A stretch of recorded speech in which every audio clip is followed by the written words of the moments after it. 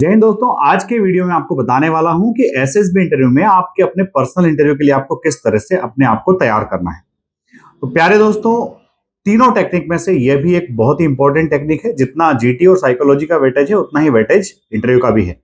और एक और बड़ी बात कि इंटरव्यू ऑफिसर के पास में आपके कॉन्फ्रेंस के जो मार्क्स होते हैं वो डबल होते हैं। तो इसके लिए आपको आईओ के लिए किस तरह से प्रिपेयर करना है, क्या आपका बेटर इंप्रेशन हो सकता है, क्योंकि सबसे बड़ी और इंपॉर्टेंट बात तो यह है कि जब आप एसएसबी के लिए जाते हो तो आपके अंदर देखा जाता है कि ओएल क्यूज आप में है या नहीं है। पर साथ ही साथ ओएल क्यूज खुद के अंदर होना और उनको प्रेजेंट करना, दोनों अपने आप में अलग अलग चीजें हैं। कई बार बच्चे के अंदर क्वालिटीज तो होती है पर वो दिखा नहीं पाता है। और जैसा हम सब लोग जानते हैं कि एसएसबी पूरा डिपेंड करता है मनसा वाचा कर्मणा पर। तो यहां पर वाचा जो है वो इंटरव्यू टेक्निक होती है, जब आप बोल करके सारे इंप्रेशंस देते हैं। तो सबसे पहले तो आपको क्या करना है, अपने खुद के बारे में। जिन्हें हम लोग जानते हैं फिफ्थ और सिक्स क्लास में हम क्या करते थे क्या नहीं किया वो ज्यादा हमें याद रहता नहीं है, पर सेवंथ क्लास से लेकर के ट्वेल्थ क्लास और उसके बाद में ग्रेजुएशन एंट्री से जो बच्चे जा रहे हैं उनके लिए कॉलेज, तो आप खुद एक दिन पेन पेपर लेकर के बैठ जाइए और सेवंथ क्लास से लेकर के ट्वेल्थ क्लास तक कौन कौन आपका दोस्त रहा है, किस तरह से आप लोगों के बीच में बॉन्डिंग रही है, किस क्लास में आपने कौन सी एक्टिविटीज में पार्टिसिपेशन किया है। क्योंकि एकेडमिक्स में तो हम लोग सब अच्छे रहे हैं, पर एकेडमिक्स में के साथ साथ बाकी दूसरी चीजों में आपने कहां कहां कितना पार्टिसिपेशन किया है, वो सारे पहले पेपर पर नोट डाउन कर लीजिए। और उसके बाद अगर हो सकता है तो उनसे रिलेवेंट सर्टिफिकेट्स भी इकट्ठा कर लीजिए। जब आप सेवंथ से लेकर के ट्वेल्थ तक का अपना पूरा समरी निकालेंगे तो आपको आपके खुद के बारे में बहुत सारी चीजें पता चलेगी जिनको आप कहीं ना कहीं भूल गए हैं, या फिर ऐसी छोटी छोटी चीजें जिनको आप खुद नजरअंदाज कर रहे हैं। तो मेरे प्यारे बच्चों, जीवन में आपने जो कुछ किया है वो आपने खुद ही ने किया है और वो आपका अचीवमेंट है। बहुत छोटी छोटी चीज जिनको आप बताना नहीं चाहते वो डेफिनेटली आपको वहां बताना चाहिए, क्योंकि अल्टीमेटली किया तो आपके ही द्वारा गया है। और इसके बाद अगर हम बात करें तो फिर अगली बात आती है आपके स्पोर्ट्स एक्टिविटी की।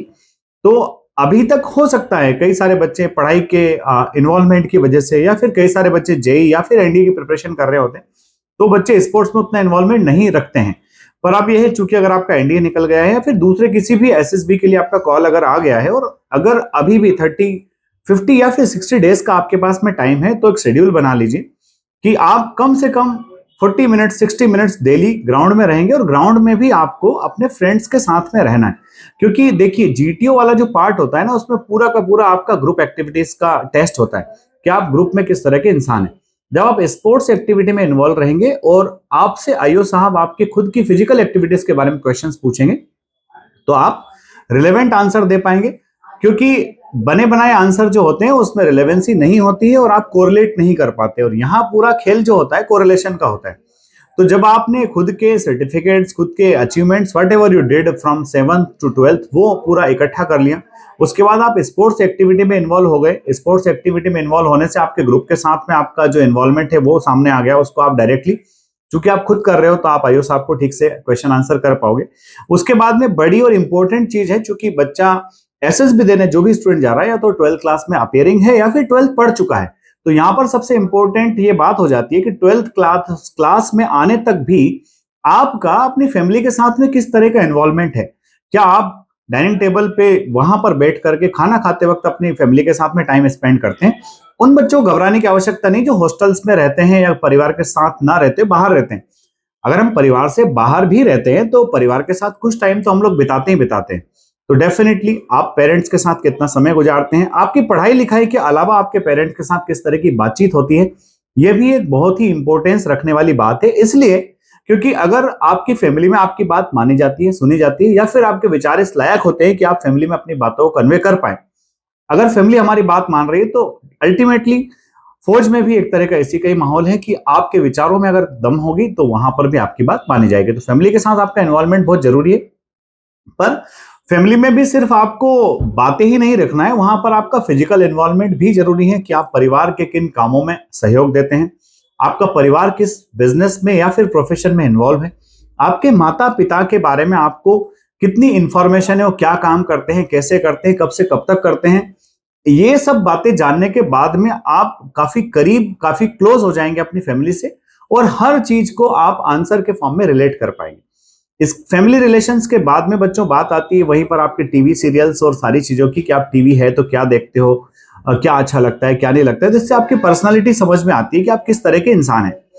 बच्चों उसके बाद आपका एजुकेशन है, क्योंकि 12th क्लास में होने के बाद में 12th जो है वो आपका ultimate ending of the study तो है नहीं, क्योंकि अगर आप 12th में हो, आपने अच्छा माइंडसेट बना रखा है, डेफिनेटली एनडीए जाओगे तो एनडीए स्टडी करना पड़ेगा। और हर बच्चा जो एसएसबी देने जा रहा है उसका एनडीए में सिलेक्शन तो होना नहीं है। तो अगर आपका एनडीए में सिलेक्शन नहीं होता है तो आपका प्लान बी क्या है, वो रिलेवेंट और रियलिस्टिक होना चाहिए। ऐसा नहीं कि कुछ भी फर्जी के साथ, नहीं मैं तो फौज में नहीं गया तो कुछ नहीं करूंगा, ऐसा नहीं होता है। तो आपका फ्यूचर करियर ऑप्शन भी एक इंपॉर्टेंट रोल प्ले करता है। तो फ्यूचर करियर ऑप्शन के बारे में थोड़ा सोच समझ के रखें, ठीक से उसको तैयार करके रखें, वहां से भी क्वेश्चन होता है। उसके बाद में बात आती है आपके रूटीन की।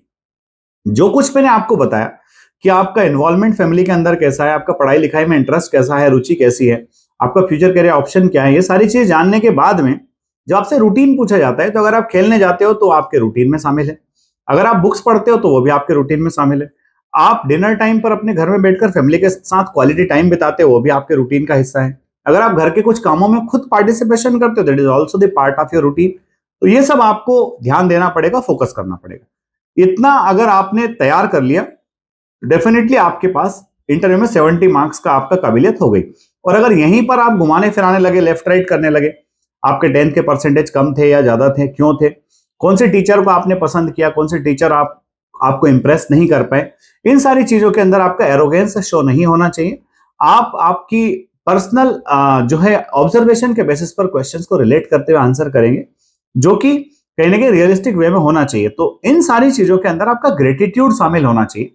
ग्रेटिट्यूड जिस बंदे के अंदर होता है, डेफिनेटली वो बंदा आगे जाता है।